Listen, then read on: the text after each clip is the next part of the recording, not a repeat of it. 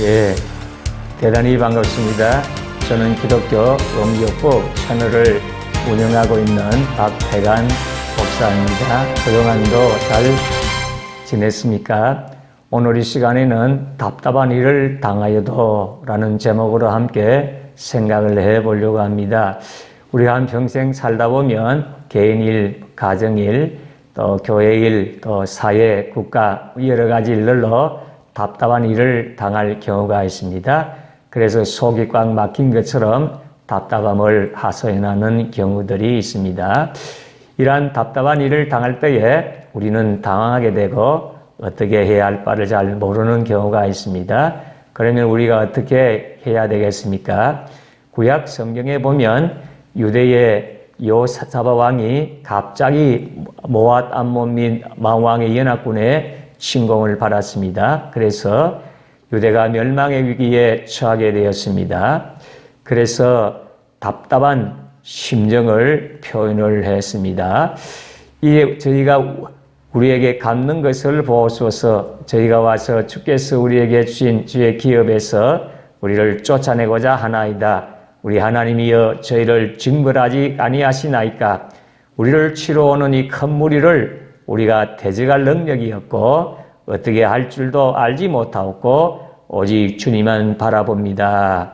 그렇게 여호사밧 왕은 답답한 심정을 하나님 앞에 하소연했습니다.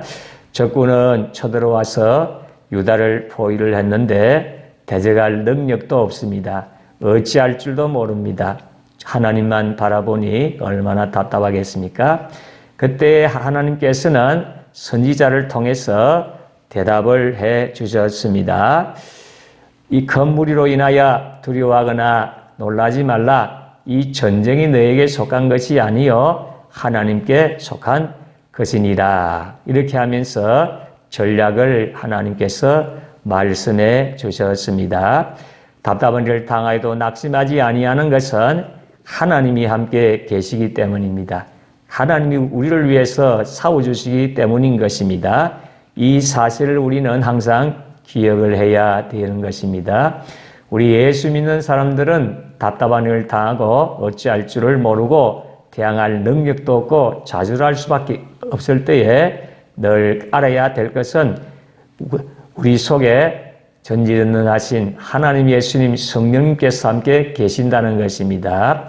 보배가 우리 질그릇 가운데에 있는 것입니다.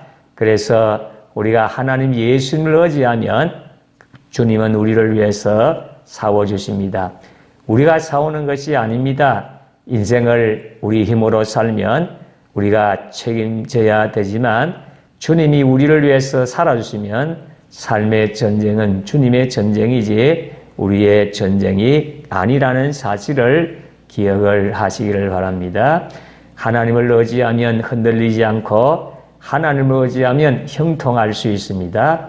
결국에 이스라엘 백성들이 승리한 것을 볼 수가 있습니다. 사실 우리에게 답답한 일이 참 많이 있습니다. 개인이든 가정일이든 또 사회든 국가든 여러 가지의 답답한 일들이 있습니다.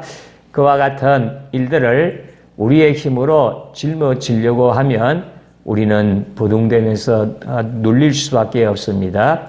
우리가 해결할 수 없는 일을 우리가 어떻게 해결하겠습니까? 일로 말미암아 망하게 되지 않겠습니까? 항상 주님께서 내 짐을 짊어져 주시고 일해 주심을 기억하고 시인하고 믿고 기도하고 감사하고 의지해야 됩니다.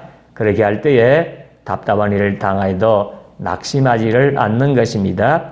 시편 55편 22절에 내 짐을 여호와께 맡겨버리라. 너를 붙드시고 의인의 여동함을 영영히 허락지 아니하시리로다. 이렇게 말씀하고 있습니다.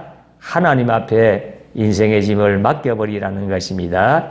맡기지 아니하면 하나님이 책임져 주지 아니하시는 것입니다. 우리는 하나님께 모든 것을 맡길 때 용기와 평안과 힘을 얻을 수 있습니다. 낙심하지 않게 되는 것입니다. 그리고 우리 마음에 하나님의 평안이 들어와서 어두움을 밝혀줄 때까지 하나님께 엎드려 울며 기도하고 맡기면 내 속에 계신 하나님이 일어나셔서 나를 위해서 싸워 주시는 것입니다. 예수님을 구주로 모신 바람은 질그릇 속에 보배이신 예수님이 자리에 계십니다. J.C. 펜이라면 미국에 있는 사람들은 모르는 사람이 없습니다. 어느 도시에 가도 J.C. 펜이의 백화점이 있기 때문입니다. 1929년 미국 정권시장 파동 때 J.C. 펜이는 정권에 투자해서 망해버렸습니다. 쫄딱 망해서 한푼없는 거지가 되었습니다. 그는 정신적으로 번뇌로 밤잠을 자지를 못했습니다. 심한 우울증에 걸렸습니다. 결국에 병원에 입원한 신세가 되었습니다. 너무 사람이 고민을 많이 하면 대상포진이라고 해서 온몸에 물집이 생깁니다. 대상포진이 온몸에 생겨서 설상가상으로 고통과 눈물로 시간을 보냈습니다. 그는 살 희망을 잃었습니다. 왜냐하면 있는 재산 다 잃어버리고 빚은 태산같이 짊어지고 살 길이 없었습니다. 좌절과 절망에 둘러싸였습니다. 이제는 자살하는 길밖에 살아갈 길이 없습니다. 아무리 수면제를 복용해도 듣지를 않습니다. 그런데 어느 날 아침 그의 병실이 바로 병원 예배실 곁에 있었습니다. 예배실로부터 찬송 소리가 들려왔습니다. 그는 찬송가 소리에 귀를 기울였습니다. 그 다음에는 목사님이 성경을 읽고 설교를 하는데 설교에 귀를 기울였습니다.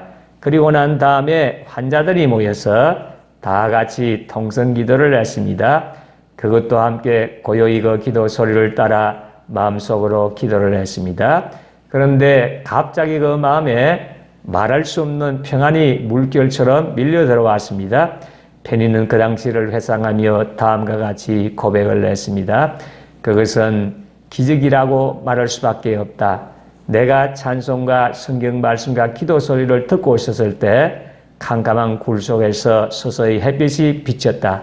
나중에는 그 굴 속이 온통 빛으로 가득 차는 듯 했다. 그것은 마치 지옥에서 천국으로 옮겨진 것과 같은 느낌이었다.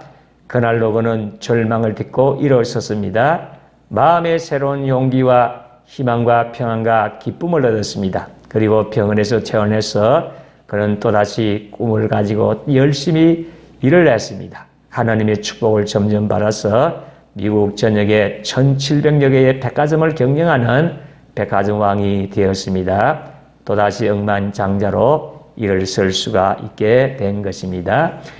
인생을 살면서 굴 속에 갇혀 있는 것처럼 답답하게 여길 때가 있습니다. 그러나 굴을 뚫어 터널을 만들고 어둠 속에서 빛이 되시는 주님이 질그릇 같은 우리 안에 계십니다. 그렇기 때문에 우리는 어떤 형편 가운데서도 낙심하거나 절망해서는 안 됩니다. 내가 사방으로 우겨쌈을 당하여도 사이지 아니하고 답답한 일을 당하여도 낙심하지 않습니다. 어떤 답답한 일보다 더 위대하고 크신 하나님 예수님 성령님이 우리 속에 와 계시기 때문입니다. 지금 여러분들의 형편이 어떻습니까? 답답한 형편 가운데 낙심하고 좌절하고 주저앉아 있으니까 나를 바라보고 환경을 바라보지 마십시오. 내 속에 계신 하나님 예수님 성령님을 바라보시고 모든 인생의 짐들을 다 내어 맡기시고 믿음으로 전진하게 될 때에 우리 하나님께서 살 길도 열어주시고 여러 가지 도움의 손길을 주실 것입니다. 승리의 삶을 살게 되시기를 바랍니다. 끝까지 시청해 주셔서 대단히 감사합니다. 다음 영상에서 만나도록 하겠습니다. 감사합니다.